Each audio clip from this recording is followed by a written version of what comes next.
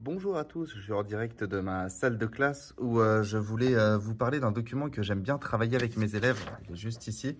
Je vais vous montrer en quoi il est important. Alors, hop, comme ça sera mieux. Voilà, là c'est un diplôme qui a été remis à mon arrière-grand-père qui faisait partie des forces françaises de l'intérieur. Donc dans le cadre du chapitre sur la résistance, c'est important de le montrer.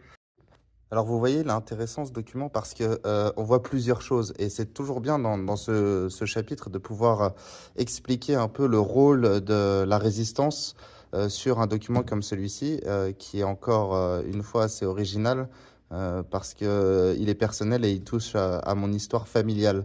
Mais j'aime bien partager ça avec les élèves, ça rend les choses plus concrètes. On voit par exemple ici de quoi il s'agit, hein, les forces françaises de l'intérieur.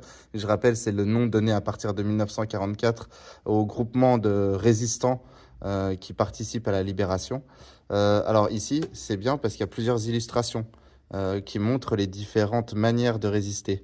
En premier, là, on a les maquisards, hein, on le voit dans les forêts, qui font du combat armé contre les Allemands par des embuscades, etc. Ici, si on regarde plus de ce côté-là, on a des opérations de sabotage.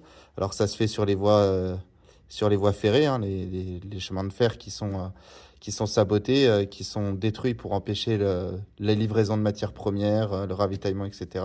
On a aussi les télécommunications qui sont coupées pour couper toute transmission. Et ici, de ce côté-là, on a plutôt des opérations de renseignement, de transmission de messages de façon clandestine et secrète. On le voit bien avec ce personnage qui donne son papier à celle-ci.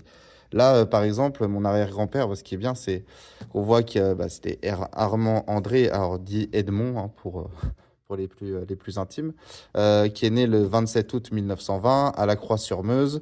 On a derrière, en plus de ça, quand on regarde un peu plus près, logo des forces françaises de l'intérieur, la Lorraine, le blason de la Lorraine, des armoiries qui rappellent l'endroit où l'on est.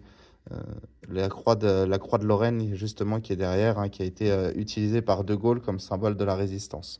On voit donc, ça c'est le destinataire, 27, son année de naissance, le 27 août 1920.